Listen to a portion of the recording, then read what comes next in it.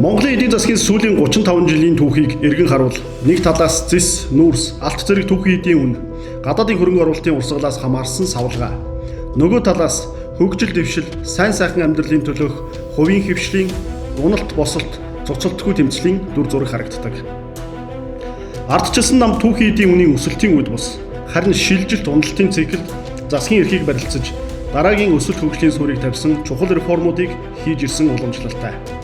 Бид энэхүү түүхэн замналаас эргэж, суур үнэт зүйлс дээрээ эргэн ирэх дараагийн шинжлэл хөгжлийн гараан дээр байна. 1990-92 он зах зээлийн эдийн засгийн суурийг тавив. Шилжилтийн ихэнх үед байгуулагдсан Бямсрунгийн эвслийн засгийн газарт ардчилсан хүчнийхэн оролцож, Монгол улсыг хуучин тогтолцооноос салгаж, зах зээлийн эдийн засгийн суурийг тавих түүхэн өөрчлөлтүүдийг манлайлсан юм. Үн ба худалдааг чөлөөлөв. Хувийн худалдаа хил дамнсан 8-аг нэв. Малыг малчтад үйлдвэрийг иргэдэд өгөх өмч хувьчлалыг хийв. 2 шатлалт банкны тогтолцоог бий болгов. 1996-аас 2000 он шилжилтийг гүнзгийрүүлж бизнесийн орчныг бүрдүүлв.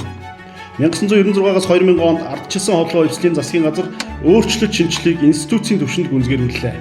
Үр дүнд нь 1989 онд эдийн засгийн ердөө 5 орчим хувийг бүрдүүлж байсан хувийн хөвшил 70 гаруй хувьд хүрч Монголын эдийн засгийн гол хөдөлгүүр болсон юм.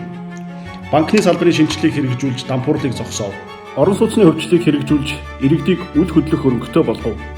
Импортын татварыг чөлөөлж инфляцийг анх удаа нэг оронтой тоонд буулгав. Суур үнийг чөлөөлж эрчим хүчний доголдлыг арилгав. Компанийн болон иргэний эрх зүйн шинжилэл хийж бизнесийн орчин бүрдүүлв. Гадаад худалдаа, санхүүжилтийн олон улсын байгууллагуудад элсэв. Ашигт мартамлын шинэ хуулийг баталж, уул уурхайд хөрөнгө оруулалт татах орчин бүрдүүллээ. 2004-өөс 2008 он уул уурхайн тэлэлтийг улсын өсөлт болгов. Дэлхийн зах зээл дээрх зис, алт, нүүрсний үн өсч, өмнөх шинжлэлүүдийн үр дүнд хөрөнгө оруулалт нэмэгдэж, эдийн засаг хувийн хөвшил суйрлан хурдтай тэлэх нөхцөл бүрдээд байсан энэ цаг үед эх орон ардчил эвсэл богино хугацаанд үндэсний эвслийн засгийн газарт ажиллахдаа олон реформыг манлайлан хэрэгжүүллээ. 4 гаруй татварын реформ хийж бүс нутагтаа хамгийн тааламжтай орчныг бүрдүүлв. Хүн амын өсөлтийг дэмжиж, орлогыг одоо ба ирээдүйн өргөн бүртээх хүүхдийн мөнгө өгч өглөв. Баялагын орлогыг зөв удирдах, иргэдэд өгөөж бүртээх, хөгжлийн хөрөнгө оруулалт хийх анхны орлогууд болох хөгжлийн сан, эрдэнийн хувь санаачлагуудыг ажил хэрэг болгов. 2008-аас 2012 он хямралын дараах өсөлтийг хурдсгав. 2008-аас 9 онд дэлхийн санхүүгийн хямрал Монголын эдийн засагт хүчтэй нөлөөллөө.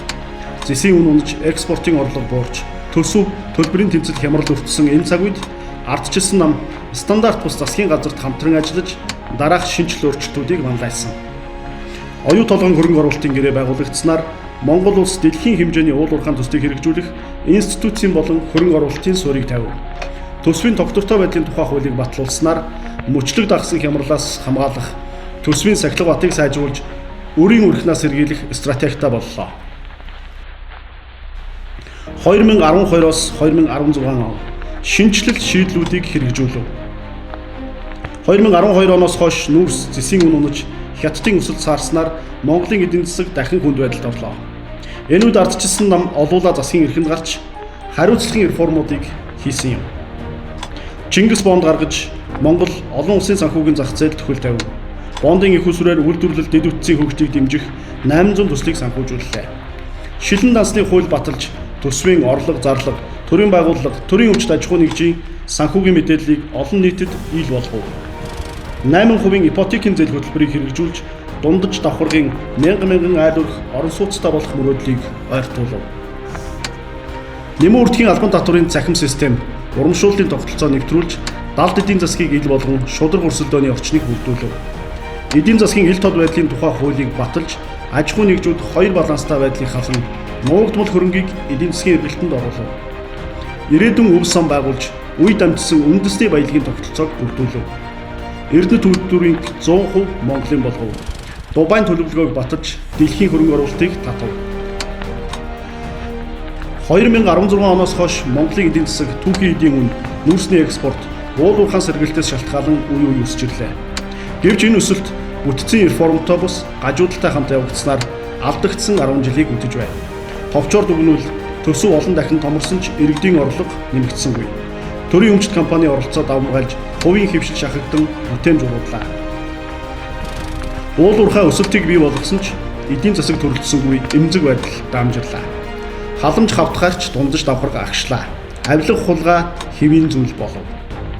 Иймээс Монголд дахин шинэ үеийн реформ хэрэгтэй байна. Энэ реформыг дараах чиглэлүүдэд хэрэгжүүлэх ёстой гэж ардчилсан нам үзэж байна. Эдийн засгийн эрх чөлөөг баталгаажуулах шинжилэлүүд, татвар ба зохицуулалтын реформ, төсвийн сахилга бат ба төрийн зардлын реформ, төрийн өмчт компаниудын хувьчлалын реформ, хувийн хэвшил, жижиг дунд бизнес, хөрөнгө оруулалтын орчны шинжилэл.